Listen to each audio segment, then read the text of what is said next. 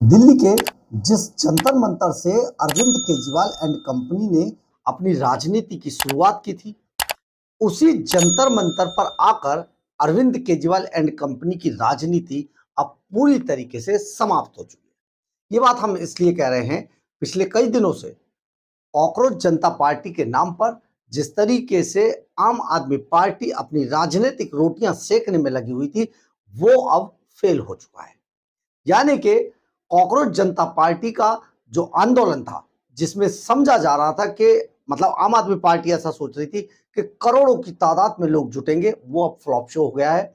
हमने आपको पहले भी बताया था कि आम आदमी पार्टी पूरी तरीके से इस काम में लगी थी कि किसी तरीके से ज्यादा भीड़ जुटाई जाए और उस भीड़ का इस्तेमाल उस मॉब के लिए किया जाए, जिससे कि दिल्ली के जो हुक्मरान है, दिल्ली की जो जनता है, वो साथ में आ जाए और सत्ता किसी तरीके से मोदी की पलट जाए, यानी कि जैन जी आंदोलन। लेकिन ये जैन जी आंदोलन आज खड़ा होने से पहले ही जमीन पर लेट गया। पूरा मामला क्या है, आपको समझाते हैं। नमस्कार, मैं हूं कुमार गजेंद्र, जनपद ऑन द स्पॉट में आपका स्वागत है। हमारे एक दूसरे social media platform podcast with Kumar Gajendra में भी आपका स्वागत है, जहां आप हमें सुन सकते हैं। अभिजीत दीपके को विदेश से बाकायदा डिपोर्ट किया गया था। डिपोर्ट होने के बाद आज एयरपोर्ट पर पहुंचा। एयरपोर्ट पर कपड़े दूसरे थे, ब्लैक कलर का जैकेट था, अंदर व्हाइट टी शर्ट थी। लेकिन फिर हुक्मरानों के फोन गए और फोन जाने के बाद कपड़े बदल गए, जंतर मंतर पर दूसरा ड्रेसअप हो गया। लेकिन बात ये नहीं है, बात दरअसल ये है कि जो अभिजीत दीपके हैं, उन्होंने दिल्ली एयरपोर्ट पर उतरते ही सबसे पहला फोन किसको किया? जी हाँ, बेहद महत्वपूर्ण है। उन्होंने सबसे पहला फोन वृंदा करात को किया। लेफ्ट की जो नेता है वृंदा करात, बड़ी पुरानी नेता है। सबसे पहला फोन उनको किया। इससे साबित होता है कि लेफ्टिस्ट किस तरीके से इस पूरे आंदोलन को आज हाईजैक करके ले गए। यानी कहीं ना कहीं अरविंद केजरीवाल की जो प्लानिंग थी वो खत्म हो गई, वो पूरी तरीके से फ्लॉप शो हुई। लेकिन एक बात आपको और बतानी है, इस आंदोलन के लिए आम आदमी पार्टी पिछले कई दिनों से भरपूर भरसक तरीके से प्रयास कर रही थी। संजय सिंह लगातार इस पर मीटिंग ले रहे थे, लोगों को कह रहे थे। बचे कुछ जो कुछ लोग आम आदमी पार्टी के बचे हैं, उनको अलग अलग जिम्मेदारियां दी गई, जैसे कि वरिष्ठ पत्रकार दीपक चौरसिया एक ट्वीट करते हैं, उसमें साफ तौर पर कहा गया है कि 750 रुपए देकर लोगों को लाया गया था। यानी कि एक आदमी को 750 रुपए देकर जंतर मंतर तक पहुंचाया गया, उनको लाया गया और इसका राज खुल चुका है। ये जिम्मेदारी संजय सिंह ने, जो कौंडली के विधायक हैं कुलदीप कुमार, उनको सौंपी थी। ये दीपक चौरसिया कह रहे हैं, उनका ट्वीट है बाकायदा। और दीपक चौरसिया के अनुसार संजय सिंह के कहने पर कुलदीप कुमार समेत आम आदमी पार्टी के सभी नेता जो हैं, उन्होंने अपने अपने स्तर पर पेड भीड़, पेड क्राउड जिसे कहा जाता था, उसका जुगाड़ किया, जंतर मंतर पर पहुंचाने की कोशिश की। लेकिन लाख कोशिशों के बाद भी मात्र 1,000-1,200 लोग ही जंतर मंतर पर जुट पाए। आज आंदोलन इस कदर फेल हुआ है कि खुद कुछ ऐसे पत्रकार मौजूद हैं जो आम आदमी पार्टी को आंख मूंद कर सपोर्ट करते हैं और लगातार अपनी खबरों में झूठ बताते हैं।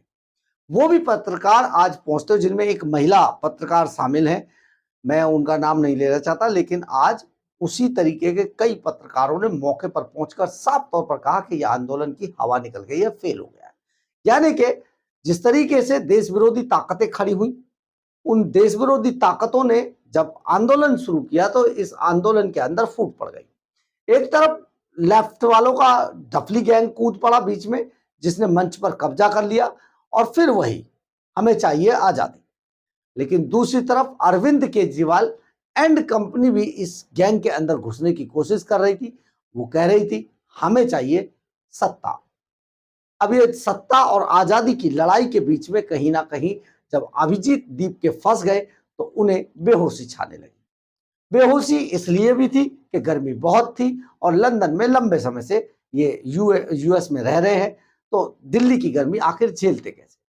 अब इन सब से छुटकारा पाने का बड़ा उपाय इनके दिमाग में आया कि बस कूद पड़े गाड़ी में, मुझे ले चलो, मैं तो बेहोश हो गया। लेकिन बड़ी बात यह रही, आज इस आंदोलन की वजह से एक और बड़ा आंदोलनकारी फेल हो गया।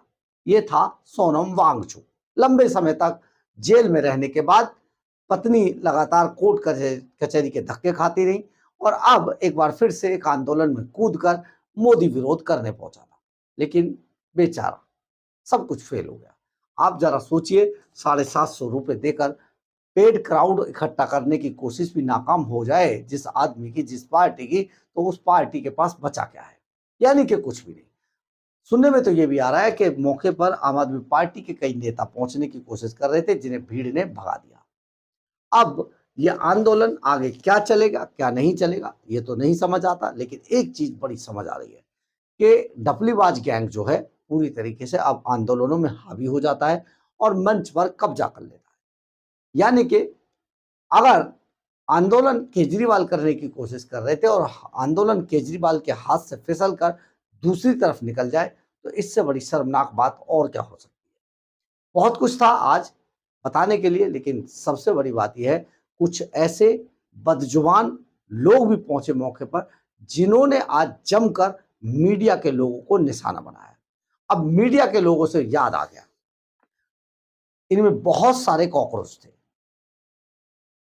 हम ये बात कह रहे हैं कि बहुत सारे कॉकरोच थे तो आप समझ जाइए सीजीआई के उस बयान को, सीजीआई सूर्यकांत के उस बयान को समझिए। लेकिन सबसे बड़ी बात यह, जिन लोगों ने आज महिला पत्रकारों को या जो महिला वहां पर कवर करने के लिए या जो भी क्रिएटर्स थे वो पहुंचे थे, उनके साथ जो अभद्रता की है वो बेहद शर्मनाक थी। बहुत सारे लोगों को ये पता ही नहीं था कि हम वहां पर जंतर मंतर पर आए क्यों हैं। बहुत सारी आंटियां, बहुत सारे बुजुर्ग लोग और बहुत सारे ऐसे लोग जिनको शायद नीट की स्पेलिंग के बाद नीट की फुल फॉर्म भी नहीं पता है। यानी कुल मिलाकर सिर्फ एक मॉब था, कॉकरोच का नाम था जिसने बहुत ज्यादा आकर्षित किया और इसी वजह से लोग अचानक पहुंच गए। हालांकि हम बार बार आपको बता रहे थे कि ये सबसे ज्यादा जो फॉलोअर्स दिखाई दे रहे थे वो फॉलोअर्स थे पाकिस्तान, तुर्की, बांग्लादेश और नेपाल के। यानी कि इंडिया में बहुत कुछ था नहीं, मामले को बहुत तूल दिया गया और बस माहौल गर्म आ गया। लेकिन आज माहौल वैसे ही बहुत गर्म था, इसलिए माहौल पूरी तरीके से ठंडा पड़ गया।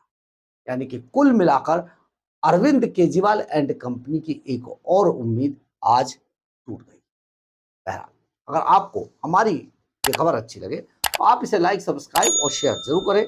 कमेंट्स बॉक्स में अपनी राय जरूर लिखें, इससे हमें बहुत बहुत ऊर्जा मिलती है। जय हिंद, जय भारत।